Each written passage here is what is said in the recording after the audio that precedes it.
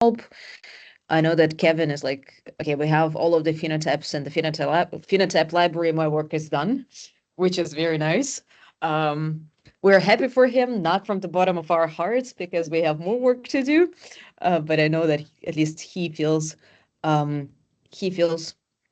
fine with with his phenotypes. And I told him to. I'm sorry, Kevin. I'm gonna give the floor to you. And I told him that it would be a nice opportunity to have people involved in his study out of those who said the study is interesting. But I'm sorry, Kevin, I was speaking for you. So most of my phenotypes are ready to go, but in the J&J library, they just need to get moved to the OHDSI library. The other thing is that I have a good IBD phenotype that just needs to be split into its component parts. And I've expanded from just UC to UCN CD. And then I have all the drug cohorts, and it's really a treatment pathways, but what I would call an enhanced treatment pathways, meaning I love the donuts, but I'm a little bit more interested in duration on switch, duration on the next one. And so it's a little beyond classic Atlas treatment pathways. Yeah, I think we're not there yet with the study designs. That will come later. I think there are steps in between. Well, actually, you could ask the question, well, when we're going to write the protocol? I had that question yesterday as I was doing my cohorts. That is not clear yet. But I think, Kevin, you are mostly done with the Phenotype February because you have stuff. Also, we have in our internal J&J library, we do have UC and CD definitions that are in the Phenotype library. So they've been looked at. Just for Kevin, just from logistical perspective, if your phenotypes are the ones from J&J and you feel confident about them and you're good with them, I think we have almost 90% overlap, meaning that anything in J&J is up to last year was already submitted to the OHDSI library. If not, that would be a task for you to basically identify those cohort IDs in J&J Atlas that you need to be moved to the library, and that would be your output out of to be able to finish your work in Phenotype February, so we can take them and put them in the library so they have an ID in the Phenotype OHDSI library, because that will be your input subject for the analysis. Nothing's anywhere else. Does that make sense? Yeah. I'll take 80% of this offline with Anna and Aza in another thread. But I think that a lot of this stuff is pre-built. Correct. Yeah, for sure. And actually, as it's relevant for other people, there is this second in the spreadsheet that the study lists have been looking at. There is a second page where there is a list where you transpose the list of your phenotypes so that they're separate rows, and there you can indicate what's done. For example, if there is already a phenotype, and I think, Kevin, I moved your entries to that spreadsheet. If there is already a phenotype in the phenotype library in OHDSI, you can just know the definition ID, and through that we will know that it's already in the library, as opposed to other things where we would know that we need to move them to the library. And I know Chris has his hand up. Doesn't Chris and Kevin have overlap in the phenotypes they require? Or maybe I'm wrong. But he's I imagine some treatments would overlap. But yeah. Can I ask you a few questions? Okay. I'm going to lower my hand because it's telling me to. Okay. So just a couple quick operational questions to best practices moving forward. So, each study lead has their own team page.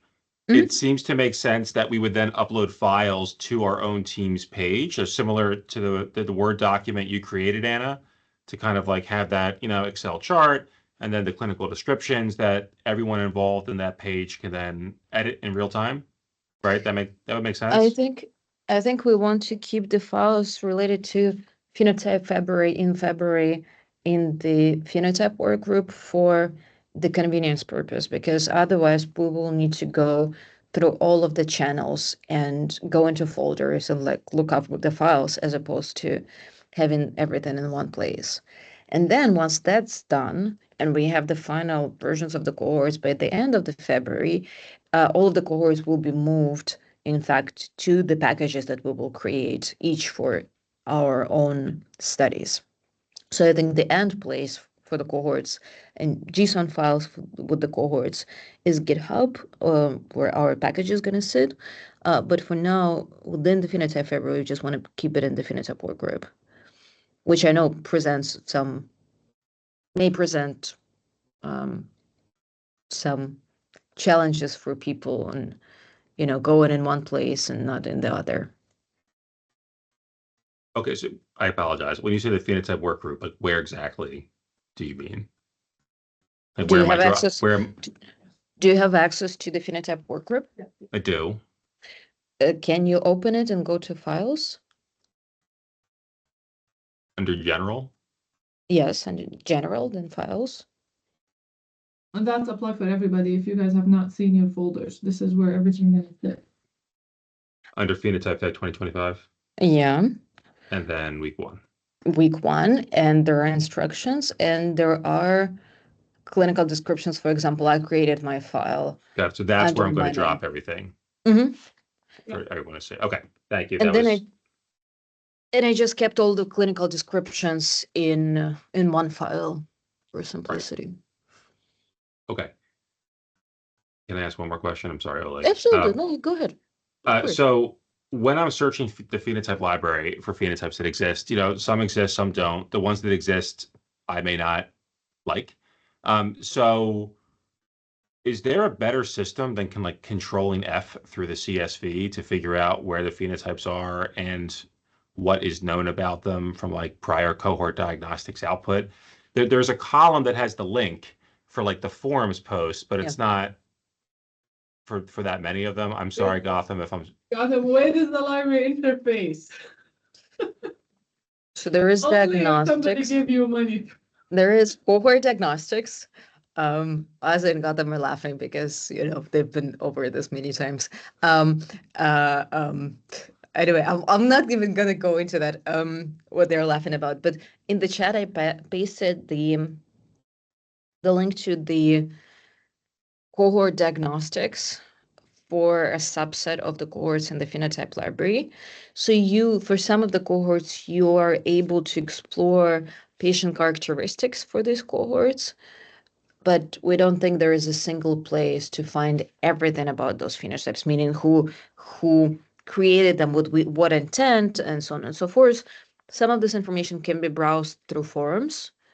Some of that information can be browsed through that CSV, which is a suboptimal vehicle. And then you can get more information about the patient composition from this R-Shiny with the results of cohort diagnostics run on multiple data sets. So that's very nice that the team made that available, because you can actually look at data sources. Maybe two logistical points. Gotham, all the conditions are on those is in that Shiny app. Is that correct? The Shiny app. When says it's a subset, it's basically conditions. Is that correct? Yeah, the Shiny app at data.odyssey.org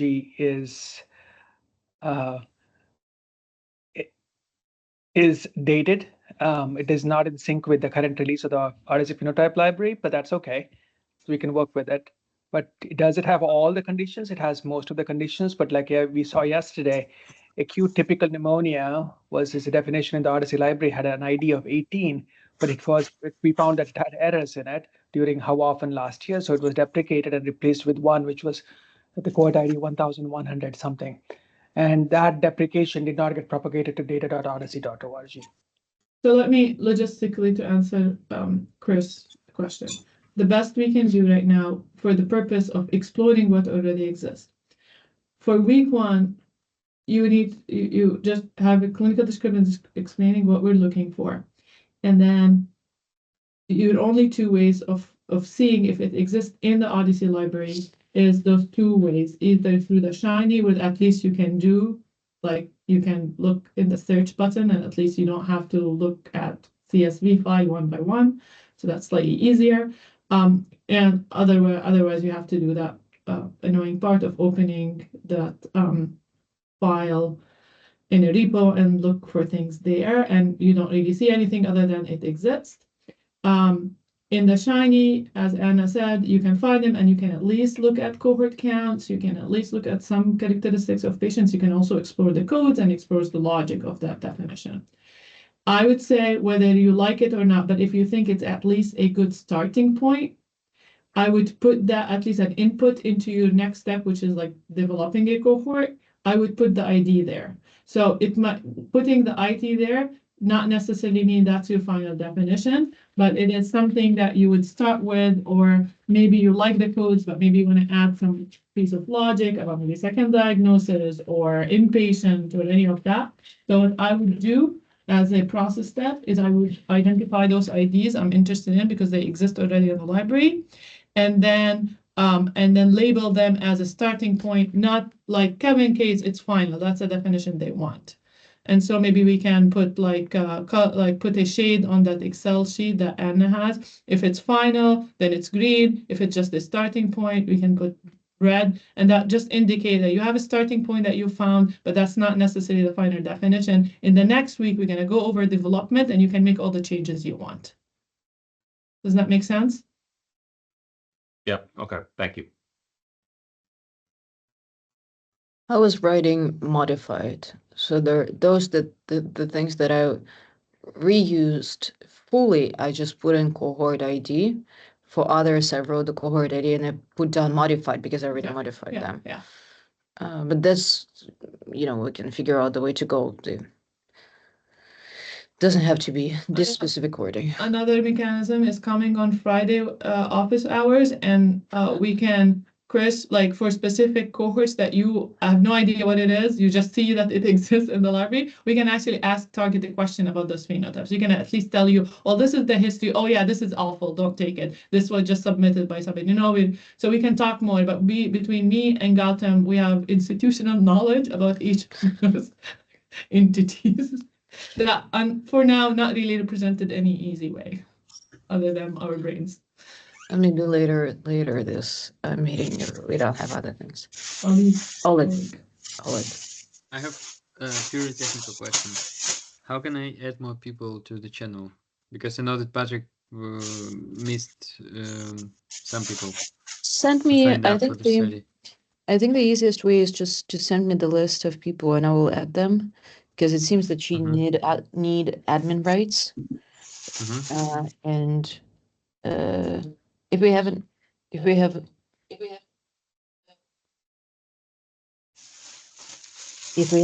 enough requests, then maybe we will just grant people admin rights. But I think for now it's easier just to send me. I have 2 people, so thank you. Andrew? Is there a rubric, I apologize for not knowing, is there a rubric for pass-fail diagnostics for phenotype performance or for data quality used to establish the metrics feeding into phenotype performance? I know we aspire to this, right, those stages of pass-fail diagnostics. I just didn't know if there's a current rubric for that people should have in mind. Thanks. Yeah, so an objective diagnostics for phenotypes is something that we are aspiring to develop. It is not yet developed. Right now, we are using combinations of human judgment, qualitative and quantitative information to arrive at this notion of pass or fail, but it is still subjective based on a decision-making process. We don't have an objective criteria where we have for study diagnostics. We do have something for data diagnostics, but that is also in the early stage of maturity, I would say. I know that they're both for data and phenotypes, they're subjective. I wasn't asking, is there a resolution now and for all time for the quantitative threshold for pass-fail? I meant a rubric for doing that in a more systematic way, given that it is subjective. I know there isn't like a run this code, come up with the of or below the threshold. But just something, right. I think there's this complex relationship between data quality and the data that's being used to establish phenotype metrics, and then the phenotype metrics themselves, and just some concise way for people to wrap their heads around what to look at, how to think qualitatively in a systematic way. So we have published a paper on cohort diagnostics, phenotype evaluation across a network of observation data sources using population level characterization. That provides a rubric for decision making. It doesn't have a pass or fail criteria. It just has decision making rubric. And that's purely cohort diagnostics. The other tools like PheValuator has been also used across our network studies. So that is something we're going to try to do this time around as well. Again, it doesn't have a rubric. It's going to just give an estimate. And then we have some other innovative way like patients profiles, Keeper. We have Martine published work on GenAI and Keeper. So all those exist in the public.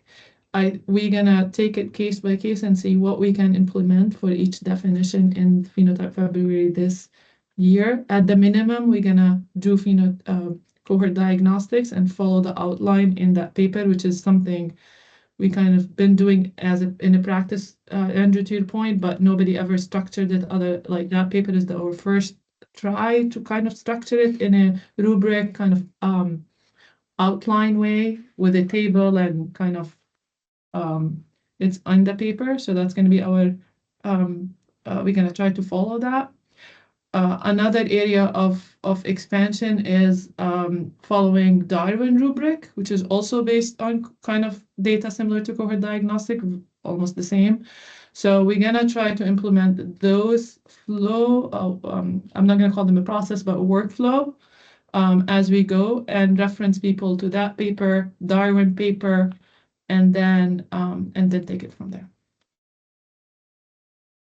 Thanks. It's exciting. Congrats on getting that out. I would say it might be useful to narrow those options to a preferred one or something. I think if people have several and each of them are a little bit complex and different, it might be harder to get people to follow one version of a best practice than if you kind of pick one and focus efforts on it. That's just my 2 cents on it. But anyhow, congrats on it. That's great to see that. Thank you. Michelle, go ahead. Yeah, hi.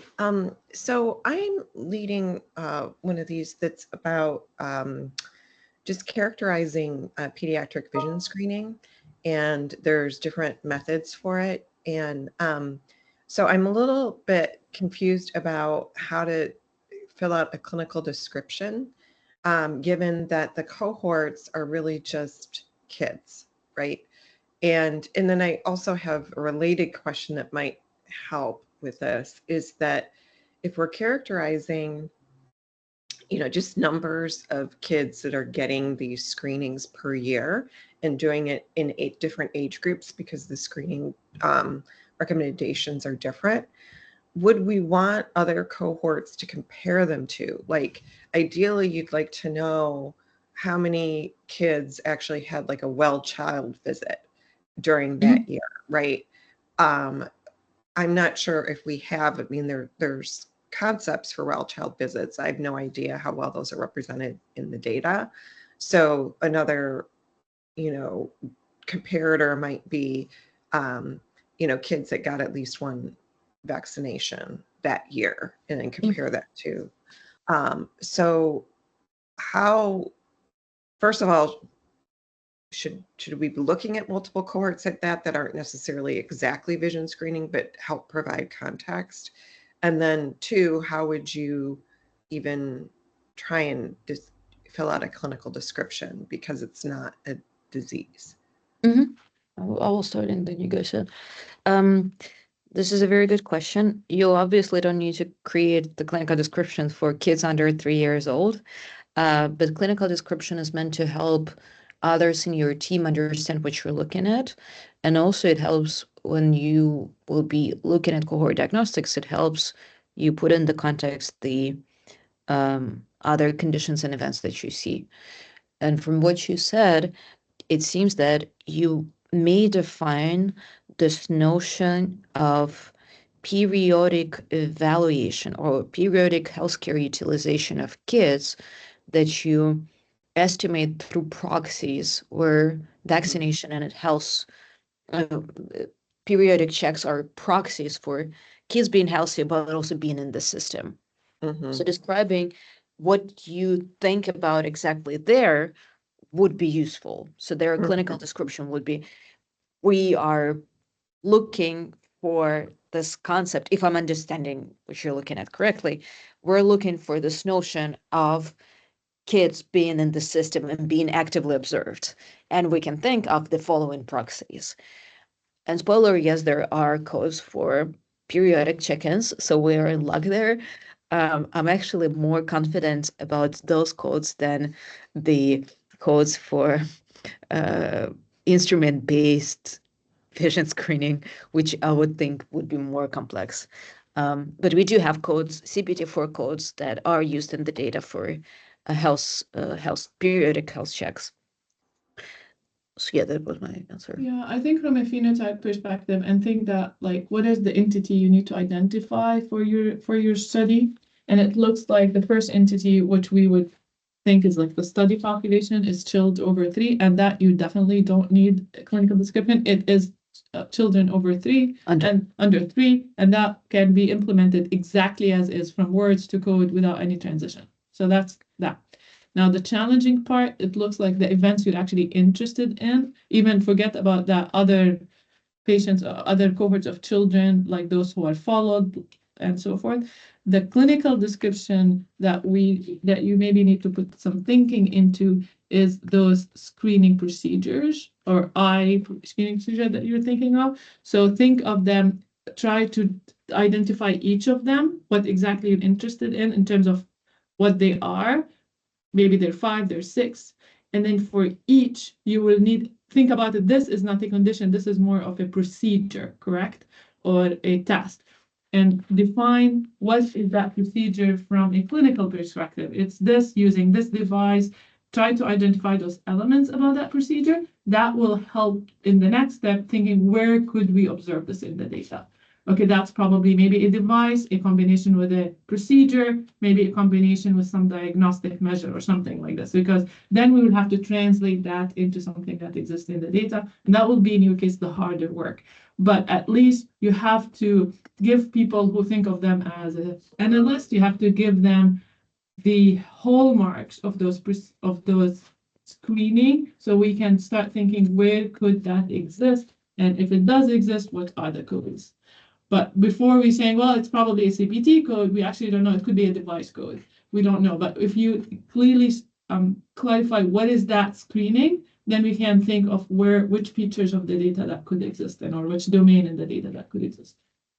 Okay, and I've done some work with local data, looking for these, and the codes are in the billing codes are definitely in our EHR database, but they are not reliably, they've not, and I don't know why, like only 10% of them wound up in our OMOP data mart as a procedure. I don't know why some did and why some didn't, but is that also useful for documenting? Yeah. And if Yes. Yeah. If you already have a starting things like codes and stuff, put them in the clinical description. Think of the clinical description of all the knowledge you have before you start touching data, including prior codes that you know of. But yes.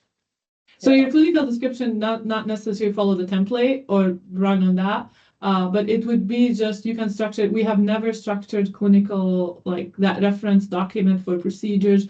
It's really oriented toward conditions. But your case might be a good thing that we can generalize after. Once you put your content, maybe we can generalize a template that we could use every time we're thinking of procedures or health or utility things, which is a big interest in the research community, which in OMOP we haven't done much.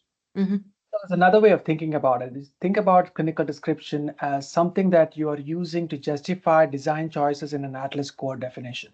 So if you specify that patients should not be more than 75 years of age or patient should be less than 6 years of age, that if you put that in your clinical description, that's justification to put that as a rule in the Atlas core definition. Okay. Thanks. The same thing applies for any complex procedures. So if you describe it in a way that that can be operationalized into a core definition, that's perfect. Chen? Yes, thank you. So maybe 2 or 3 questions. One, if you have experience and can recommend which LLMs work better with the prompt that you suggested? Is there any specific one which is better to use compared to the others? Yeah, so as of right now, the LLM prompt that we have is at a very high level. I mean, like we are using things like give me the clinical description for acute pancreatitis. That's had and it's a long prompt, but the only thing that you remove is acute pancreatitis from a wildcard that's a placeholder that's XXXXX. That's all you do. We have to define it, we can tweak it, we can improve the clinical description. But this template, this thing, all LLMs give the same performance. Okay. Okay. Even you can put any small language model, as long as it has been trained on some medical domain, it will give you the same output. Okay. And then I think you touched on similar things earlier, but when it comes to medications, so do you have any example or for clinical description that should be used? Is there any? Well, I understand that there is no prompt for this, but if you have any prior work that we can use as a template, that could be useful. For medications, I will add that to the instructions. For medications, there are several things that you want to think of. We don't need formal clinical definition, but what you want to think of and maybe reflect in the document. I did it for my drug cohorts. Is, are you looking at a class or separate formulations? Are you looking at monotherapy or combination therapy is also allowed? And are you looking for specific drug forms or you don't care? For example, in my case, I'm looking for third generation oral cephalosporins. So I'm saying I don't care whether it's mono or combo therapy. I care for these drugs, for at least one of the ingredients in the drug to be third generation cephalosporin. Now I need to define what is third generation, and I'm saying there needs to be oral. So I think these 3 questions pretty much cover the space of what people actually usually care about when it comes to drugs. Formulation, class versus ingredient, mono versus combo. From a study design perspective, just answer the question. You're interested in this drug, but at which level? What is the level of analysis? Is it ingredient, meaning molecular level? Is it on a certain formulation, whether that means a certain route of administration? I'm repeating Anna, she hates. But yes, those are basically identify the specifics of which of the levels of the drug that might exist you are interested in. Of course, the simplest is ingredient, molecular, and that would be very simple, but we could also do more complicated. So I think in our case, there is also the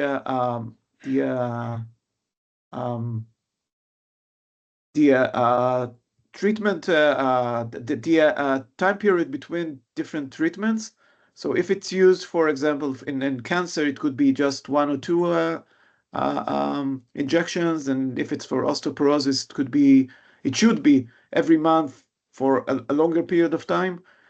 So I think this is also something you may want to include in the description, and maybe also the dose, which may be also indicative of the indication of the drug. Sure, if you care about you would note whether you want to specify indication for your drug exposure, which can be done through the things that you said, or it can be done through an inclusion criteria of asking those patients, for example, need to have a diagnosis code of osteoporosis. One of the things is that whenever you get to those, you will have much more troubles practically with running studies. Okay, and then maybe one last technical question. The output of this process is actually one file per each phenotype. Oh, And no. this- Just put everything in under one file. So the whole study will have one file for all clinical I see. descriptions to make it easier. Okay. Okay. Thank you. Sure, absolutely. I actually wanted to go through people who are not study leads to see if they're interested, if they came because they're interested in joining a specific study, or they came to learn, or if there's anything we can help them with, that would be useful to know too. So like I see Maxime, David, Claire, Mike, Jeremy, and a bunch of other people. So if anybody wants to, comment, talk about why they came and if they need anything, or put in the chat, that would be lovely. I'm Steve. I came to learn.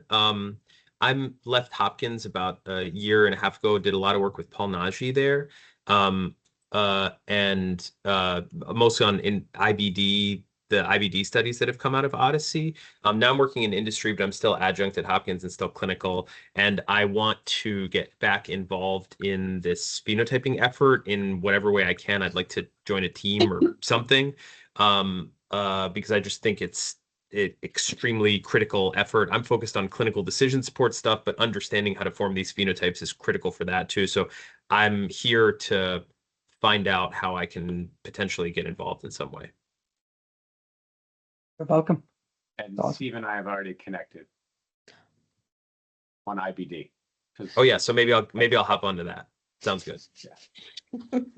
Well, if Oleg is doing a study on, just to give you ideas of who's here, Oleg is doing a study on acute kidney injury after all sorts of surgeries.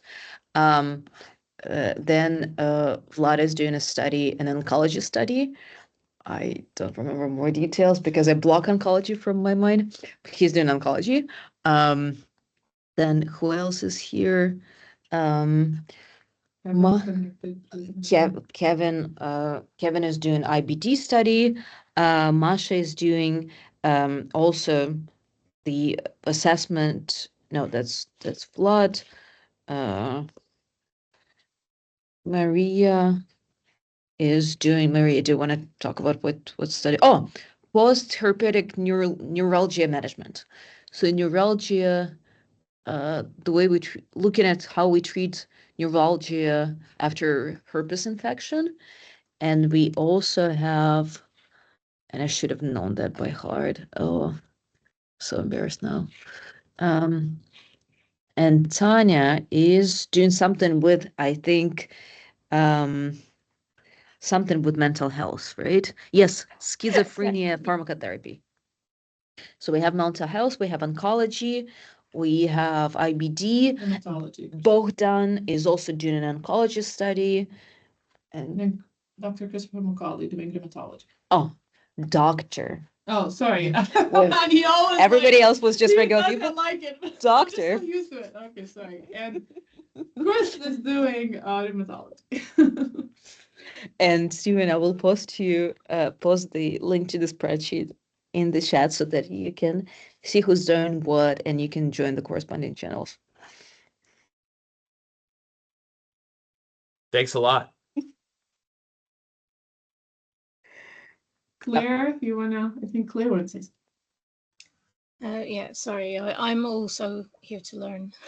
So I work at Manchester NHS Trust in England, and we'd applied several times for Eden funding and stuff and keep getting told you're fundable, but we're not funding you. So we're now trying to do things without funding, and I'm just trying to kind of catch up with things and learn as much as possible, because we're being approached a lot now with OMOP requirements and things for projects. Mm. This week, this month, every community call on Tuesday at 11 a.m. At least portion of it will be dedicated to phenotyping. So that's also a good place to come to just get the basics of what is planned for the week, and then our expectation is that starting next week, these office hours will be much more intense because we will actually get to build in the cohorts.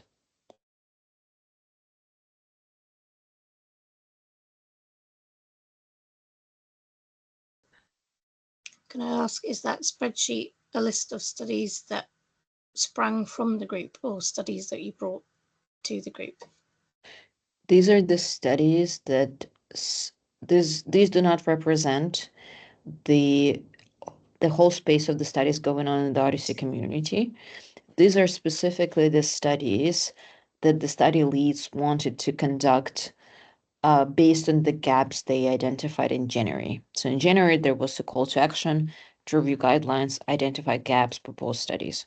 There were 14 people who proposed studies, and this is the continuation of this work to support them to make these studies happen. There are other studies in the Odyssey network that are not part of that, but they have the same opportunity of reaching out to the work groups to get whatever help they need. It's just this is a specific subset coming from January call to action. Got it. Thank you.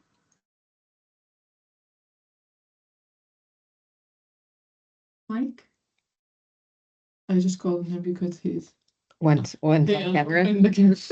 Yeah, happy to introduce myself. So I'm Mike. I'm a master's level informaticist at RTI International. Just kind of have an interest in phenotype development, and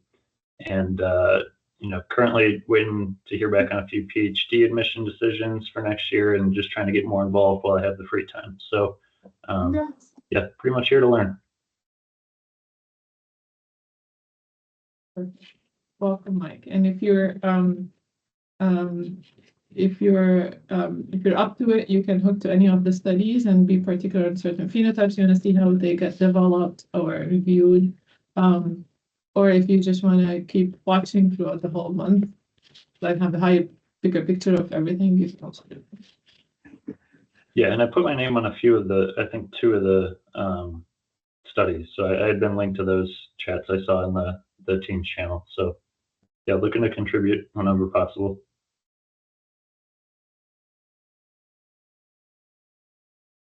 We have one more person hands up. Yeah, go ahead. And please let us know how to pronounce your name. Okay, hi everyone. I'm Kemdil. Kemdil. I was reading the second. Okay, so I am a health informatics researcher from Ireland, working with the University of Limerick and University Hospital Limerick. I'm currently working on a project for the all-island characterization of blood cancers. So I looked through the projects we're currently doing in OMOP, and I am interested in learning and contributing to the project headed by Vlad on TPORA. I am not certain how to join the work group, so that's why I'm actually speaking to know how to join that particular work group. We will add you to the channel. So all of the channels are under Odyssey General, and study leads post updates there. A good idea, because everybody's coming up with their clinical description, I will post the link to that specific folder so that you have it. A good idea is, besides monitoring the channel, go into this folder, find your study lead file, and check out what they wrote in terms of clinical descriptions to get a better idea of what they have in mind for the study. All right, that's perfect. Thank you. Kendi, I must say, of all the studies, if I have to pick a favorite, Blood study is my favorite right now. Oh, you don't get to say that. So thank you. Thank you. Do we still have chances to compete with Vlad? Or is it fixed? For Gotham's approval? He's not our mother. We don't need his approval. There is one thing I want to say for all the study leads, because like this week, technically you want to accomplish the clinical description. You are considered successful if you have a clinical description. And by the end of the week, we're going to take the action of exploring all those and maybe ask more question if we see there's still some ambiguity. So Gautam and myself and Anna would look at the clinical description just to make sure, because we understand the implementation process, just to make sure that there's no ambiguity and the clinical description successfully are clear. But the other thing about this week is also looking at prior work, which for now we're saying the OHDSI Library is one of your main places to look into. But as we already maybe heard from the beginning of the call, it's not very easy to explore that. But there are other places that are really good and might give you a good starting point for definitions. And one is very, very easy to explore, and that is Cipher. Gautam, if you can put that in the chat. This is unlike our OHDSI Phenotype Library. It is a very simple tool to explore existing phenotypes. And the advantage of these are phenotypes accumulated from the VA US. You know, Jackie is on the call. Oh, Jackie is on the call. Okay, I can't see Jackie. Yeah, okay. Jackie can talk more about it. But what I want to say is, for people who are very who prefer to start with a validated definition through chart reviews, Cipher Library is a place where you actually can filter on those validated definitions and you can look at them. And then by validated, most likely they're talking about chart reviews validation. I have to also note for people who are not very familiar with phenotyping, many also of those definitions in Cipher are machine learning phenotypes, meaning that they're not rubric based. And sadly, those are out of the scope for our definitions that we're creating. Our study packages run on rubric-based definitions. So as you explore existing definitions from Cipher or maybe published work, try to limit yourself to rubric-based definition, meaning you have a clear criteria of how you enter definition and come out of it, and it's not a prediction model or some kind of model that run and then identify your patients. For people who are not clear about the difference between rubric and probabilistic, we can talk about it, but think about phenotypes for now. We're building a criteria to identify patients that goes by a logic of you have to have this or this and so forth. It's not a model that runs and based on that model we identify people. Does that mean the Cipher has a lot of probabilistic definitions? In the chat, I've shared the link to Cipher, a screenshot, and a recommendation of how to filter to OMOP common data model conformant definitions. Okay, that's even better. We can also transfer, like we can find a definition that we like that is not in OMOP. We can do that work during week 2 and build the definition in OMOP. But there are also definitions in Cipher that are already OMOP kind of format that can run straight on the data without any. We can literally take them to Atlas. Right. And Chris, going back to your original question, is there a better user interface for OHDSI Phenotype Library? The current thinking is the VA Cipher is the home for the OHDSI Phenotype Libraries from a user experience standpoint. So we're working towards that goal. So one more input, and that is might be harder for people, but at least know that it exists. We yet don't have an easy way to explore those, but there are Darwin definitions. So Darwin has been now in action for 2 years. They ran some studies. As part of the studies, they created definitions. And the last month, they pushed some of the repos to be publicly available. The study repo includes the codes for the definition, includes the definitions in a format that is OMOP confirmatory. And that is another existing definition that are also ready to be used in an OMOP book. Do you have a link? They're not like you have to kind of look for the studies. It's on my to-do list to figure out a easy way to get into to find Darwin's definition in the public domain. Okay. But I know that as of this year, they actually pushed a lot in the public domain. So What I thank you saw, there. everything I saw was just a list of codes. So it's not like a JSON files that you can just copy paste. It's a list of codes. I added to the instructions. You may also Google Darwin studies. Yeah. If we find a way that we can have it an easy process of how to find out, but it's like a Google search basically until you hop from one place to another place until you find the definition. But that's another, in theory, that's another existing, again, validated in terms of there is a set of clinicians who looked at those definitions and said they're valid from a clinical perspective. Also, they're accepted. Being in Darwin, that means that they were accepted by regulatory bodies, by the EM.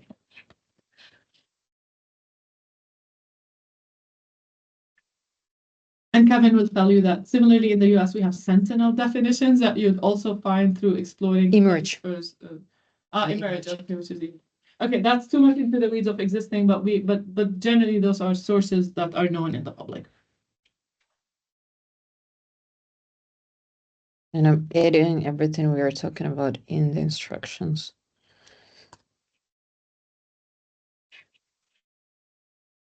So all study leads, you guys know your files, know what you need to produce, and have an idea of the next steps. You also know who to approach if you have any question or anything is confusing. It's always Anna. That's the answer. I'm happy to. I am available through Skype, Teams, WhatsApp. I have people posting work questions in WhatsApp. I've had a person asking me work question on Instagram. So if you need an Instagram handle, I can give you that too. Andrea has her hand, his hand.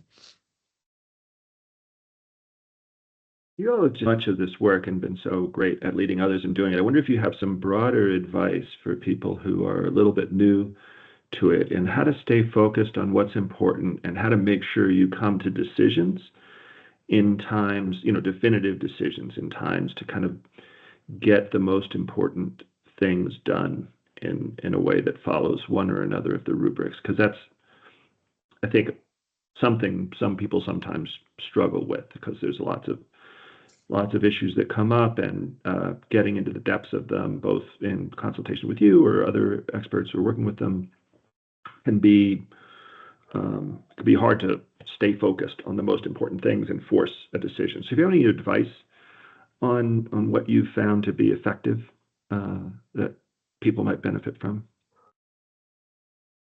You mean from a phenotyping perspective per se, or the whole idea of running this on your own data? Like, are we just talking about like design a definition?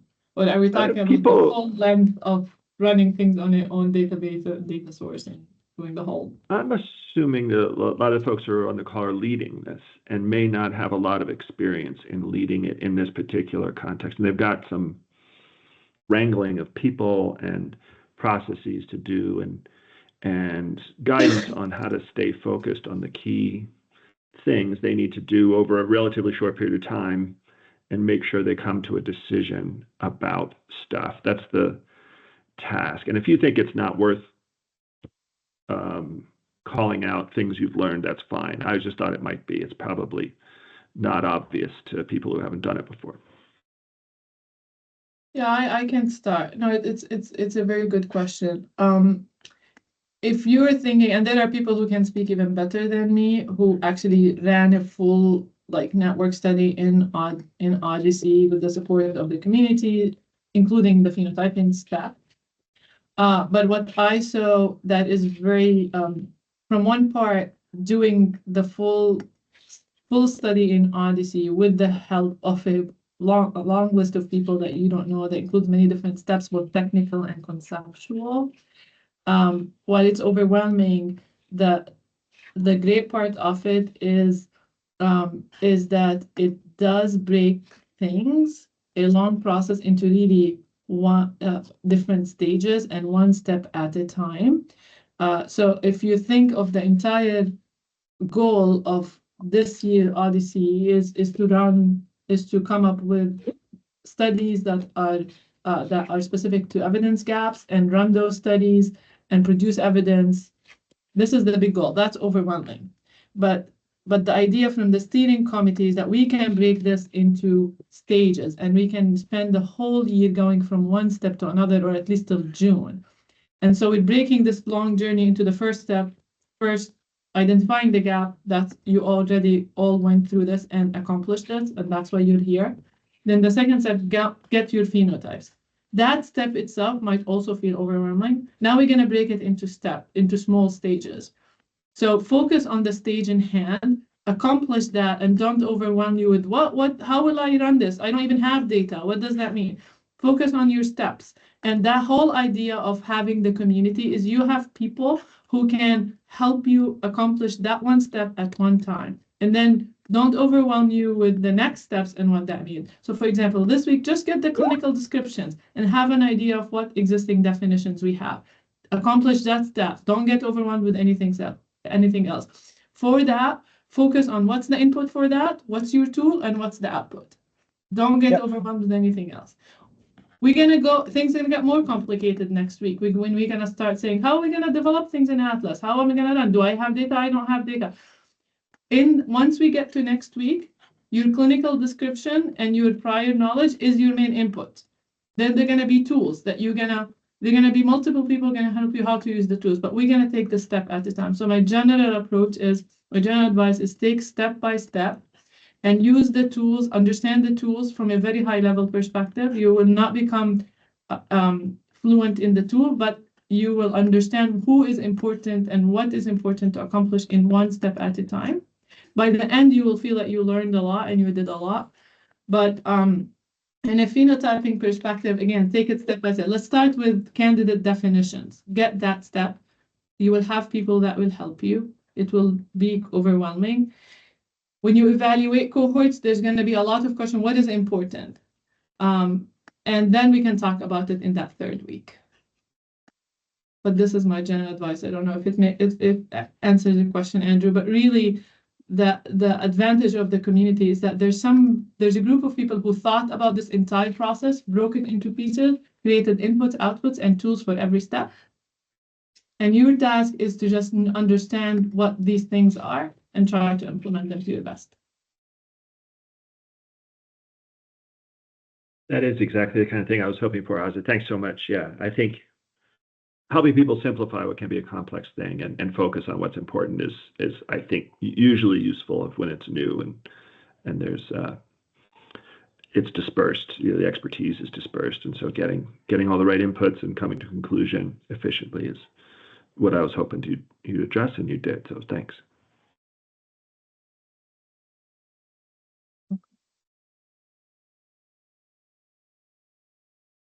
Okay, thumb up from everybody.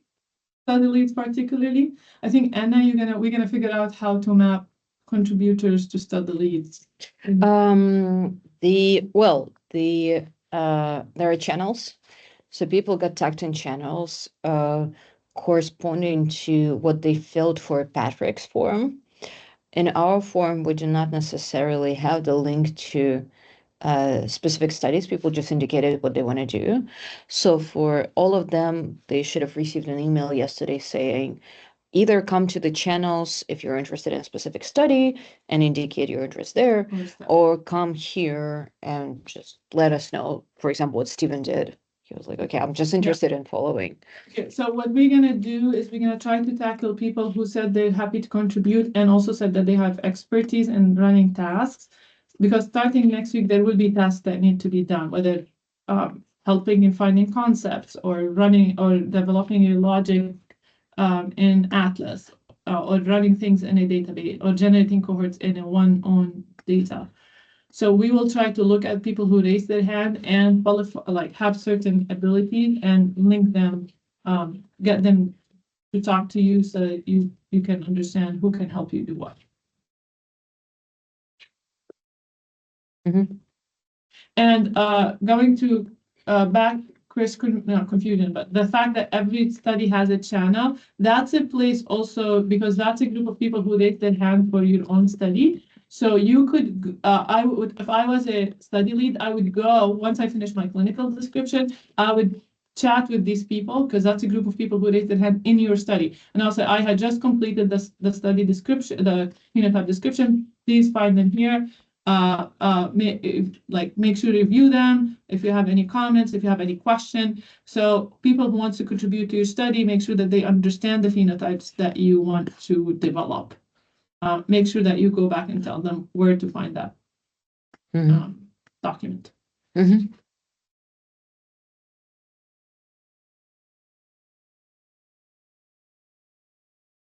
Wonderful. Sure. Amazing. Thanks so much, guys, for coming. If you have any questions, do not hesitate to reach out to any of us.